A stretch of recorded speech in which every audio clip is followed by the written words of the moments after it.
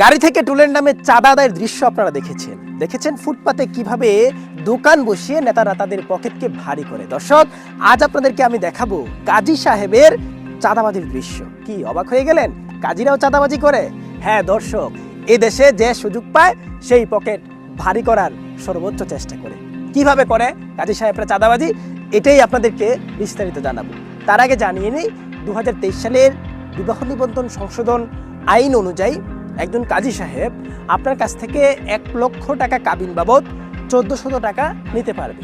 অর্থাৎ আমি যদি আর একটু ক্লিয়ার করে বলি, সরকারি ফি বাবদ যদি 5 লক্ষ টাকার ভিতরে আপনার কাবিন কমপ্লিট হয় তাহলে প্রতি হাজারে 14 টাকা নিতে পারবে। 5 লক্ষ টাকার অতিরিক্ত যদি আপনি কাবিন করেন তাহলে আপনাকে প্রতি হাজারে 20 টাকা দিতে হবে। এক্ষেত্রে যদি 2 লক্ষ টাকা কাবিন হয়, আপনার কাবিন বাবদ ফি দিতে হবে কাজী সাহেবকে 2800 টাকা, অর্থাৎ 2800 টাকা। এই 2800 টাকা থেকে আপনারা হয়তো অনেকে বলবেন যে কাজী সাহেব এত কষ্ট করে আসলো, পরিশ্রম করে আসলো, তার একটা রোজগার আছে বা তার একটা নিজের একটা পারিশ্রমিক আছে, সেজন্য হয়তো আপনারা হয়তো আরও 1000 টাকা দেওয়ার চেষ্টা করেন বা 2000 টাকা দেওয়ার চেষ্টা করেন, সেটা আপনাদের ব্যাপার। কিন্তু এই 2800 টাকা থেকেই গভর্নমেন্ট অর্থাৎ সরকার কাজী সাহেবের জন্য টাকা রেখে দিয়েছেন। কীভাবে রেখে দিয়েছেন? এই 2800 টাকা থেকেই মূলত কাজী সাহেবের জন্য 60% টাকা সরকার দিয়ে দিয়েছেন এবং 40% টাকা গভর্নমেন্ট পাবে। অর্থাৎ আপনাকে যদি বলি, আপনি যদি কাবিন ফি বাবদ 14 টাকা হিসাব করে যদি তাকে 100 টাকা দেন, 100 টাকা থেকে কাজী সাহেবের পকেটে যাবে 60 টাকা আর 40 টাকা যাবে সরকারের পকেটে। অর্থাৎ তিনি এসেছেন, পরিশ্রম করেছেন, তার জন্য তাকে অতিরিক্ত আরও দিতে হবে। অর্থাৎ সেটা কিন্তু সরকার আপনাকে বলে নাই। যদি আপনারা দেন সেটা আপনাদের খুশি দিতে পারেন, কিন্তু কাজী সাহেব যদি দাবি করেন সেটাই হচ্ছে চাঁদাবাজি। আপনার কাছ থেকে কাজী সাহেব অতিরিক্ত 14 টাকার অতিরিক্ত 1 টাকাও নেওয়ার ক্ষমতা নেই এবং চাওয়ারও ক্ষমতা নেই। কিন্তু কি হয় আমাদের সমাজে, বিয়ের রীতিতে লক্ষ লক্ষ টাকা খরচ করা হয়, সেক্ষেত্রে আমরা কিন্তু বিষয়টি বুঝতেই পারি না কিভাবে আমাদের কাছ থেকে এই কাজী সাহেবরা সুন্দরভাবে বুঝিয়ে শুনিয়ে আমাদের কাছ থেকে কিন্তু সুন্দর করে চাঁদা নিয়ে চলে যায়। এখন আপনাদেরকে আরেকটা বিষয় ক্লিয়ার করি, সেটা হচ্ছে আপনার ইউনিয়নে কাজী কে, এটা আপনি জানেন কি? এটা আপনি কিভাবে জানবেন?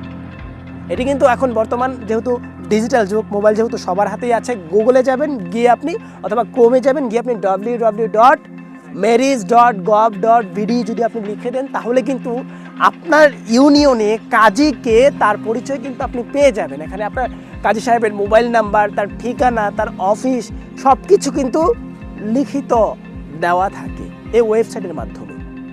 আমি আপনাদেরকে আজকে পাইকারচর ইউনিয়নটি দেখাই। দেখেন আপনার www.marriage.gov.bd আমি যখন গুগল বা ক্রোমে আমি যখন এই ওয়েবসাইটে প্রবেশ করলাম তাহলে কিন্তু এখানে আপনারা কিন্তু দেখতে পাচ্ছেন যে প্রথমত আপনার বিভাগকে আপনি সিলেক্ট করতে হবে। এখানে ঢাকা বিভাগ আপনি সিলেক্ট করবেন, তারপরে আপনার জেলাকে সিলেক্ট করতে হবে, নরসিংদী জেলা আপনি সিলেক্ট করবেন, তারপরে উপজেলাকে সিলেক্ট করতে হবে, নরসিংদী সদর উপজেলাকে সিলেক্ট করবেন, তারপর আপনাকে ইউনিয়ন সিলেক্ট করতে হবে, পাইকারচর ইউনিয়নকে সিলেক্ট করবেন। পাইকারচর ইউনিয়ন যখন আপনি সিলেক্ট করলেন তখন কিন্তু এখানে ক্লিয়ারলিভাবে কাজী সাহেবের নাম, বিস্তারিত ঠিকানা, তার মোবাইল নাম্বার সহ কিন্তু সব কিছু চলে এসেছে। অর্থাৎ এখানে কিন্তু আপনারা দেখতে পাচ্ছেন শুধুমাত্র একজন কাজী আমাদের পাইকারচর ইউনিয়ন, অর্থাৎ এমরান কাজী। আপনারা কিন্তু দেখতেই পাচ্ছেন উনি একমাত্র এই পুরো ইউনিয়নের জন্য একজন মাত্র কাজী। এখন কথা হচ্ছে পুরো একটা ইউনিয়নে 22টি গ্রাম উনি একা কাজী কিভাবে কমপ্লিট করবে? অনেক সময় দেখা যায় একদিনে 5, 6, 7, 8, 10 বিয়েও হতে পারে। এখন ওনার পক্ষে তো আর সম্ভব না একসাথে 10টি বিয়ে গিয়ে কমপ্লিট করা।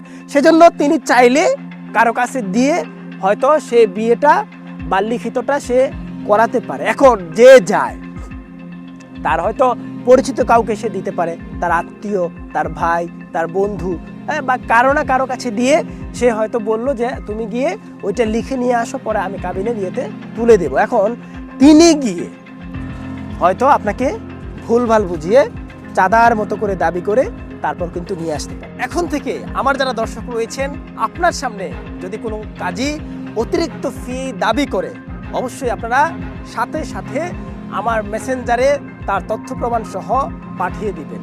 বিস্তারিত নিউজ নিয়ে হয়তো আমি আপনাদের সামনে হাজির হব। অর্থাৎ যেখানে অন্যায় দেখবেন সেখানেই প্রতিবাদ, প্রতিরোধ গড়ে তুলবেন।